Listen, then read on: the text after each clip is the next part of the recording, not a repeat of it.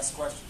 So, do you see music in a cinematic way when you write?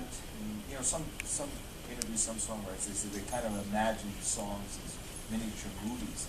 You being so involved, you were really one of the first ones to take rock and that element you were doing into the films. I always wondered, is there a cinematic quality to when you write? I know the narrative was there. I mean, we hear it in Like They Drove Old Dixie Down, whatever. But what about the cinematic quality? Well, sometimes in songs, on this last record I've done, sometimes, you know, on a song you're, you know, you just got the guitar, just, you know, kicking and singing and doing all this kind of stuff. And a lot of times I feel like I'm scoring the songs more than just like picking and singing. You know, that there's elements and textures and sounds and, you know, and mystery and the quality of the sonic quality of it. Yeah, I can't help that. I did, even I'm writing. I've just started writing an autobiography.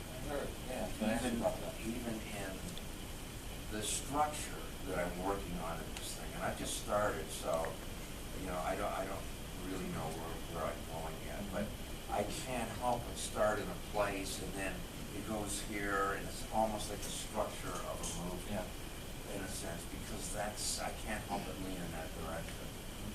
Do you write every day? Do you write when? I'm trying to, but I'm just catching up with a lot of other things, like going to the Grammy Museum.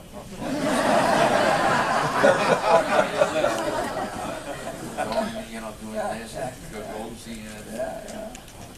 Well, you know, I'll tell you something. Nobody knows about this yet. After I did this in New York, I had this idea a couple of months ago. It just struck me, and because of the things I do with the Rock and Roll Hall of Fame, and just trying to pay honor to these people that have made music that played such an important part in our lives. So I was having dinner with Jan Wenner in New York, and I said, you know what we got to do? We got to get together Little Richard, Chuck Berry, Jerry Lee Lewis, and Fats Domino, founding fathers of rock and roll that are still alive. And we've got to have a summit in New Orleans.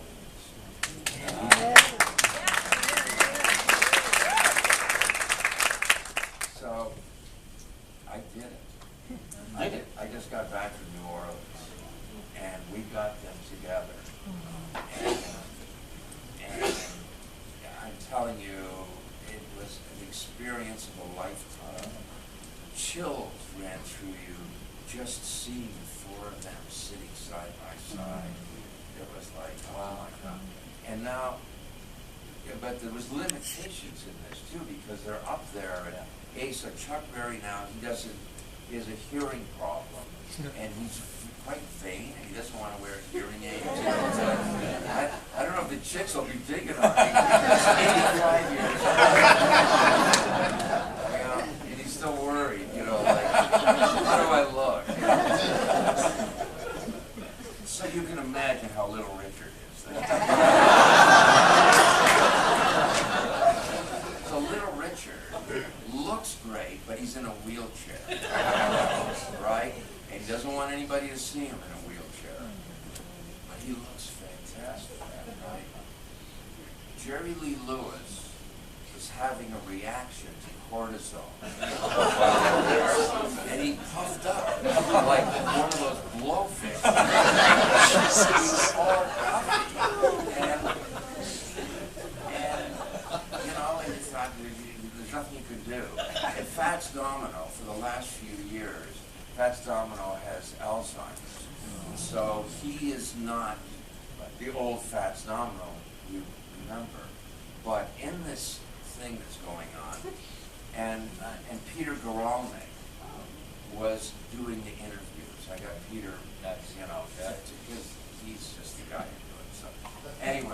So anyway, we're sitting there, and Peter and I, and we're talking with him, and I would, with Fats, I would try to stir something up with him. And Little Richard, who had talked to him a few days earlier, loves Fats, and everybody made a huge fuss over him. And it just warmed your heart. It was so beautiful. So I would say to Fats, that song he did, and I would mention one of the early songs, like the Fat Man, or Red Will and Abel. I mean, he's got so many great songs, this guy. And I would go, and you know what killed me when I was a kid and I would go, yes, it's me, and I'm in love. And he would go, and he would start singing it back to me, sitting there just quietly, and he remembered all the words to all the songs. But he doesn't remember a lot of the other things. Yeah. Did you film this? Yeah. Wow. So what happens to it now? So we filmed that, and now there's a list that I've just made out, and they're making out a list. Jan was brought in, Anthony DeCurtis, to help on this, and they started making these lists. Because I'm saying we got to get the elders first. Because even on this, this was an idea I should have thought of a few years ago. Because they have limitations,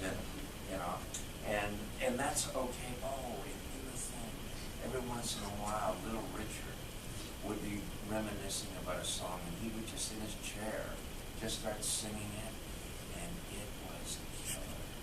His sound and those Little Richard inflections in his voice and everything, it just gave you chills sitting there. We had Joey Lee Lewis here last year. The only one of those that we were able to have. But, to have him in his house just changed the whole thing. And then we had Solomon Burke here in this last public performance here. Last public performance, he sat there and listened to Jerry Lee. But it was nice to do that.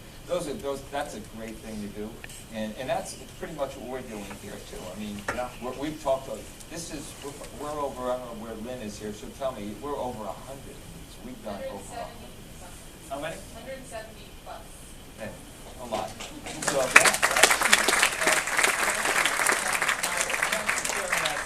that's wonderful. Before we end this, I would like to just see if we can get 3 or 4 questions. I know.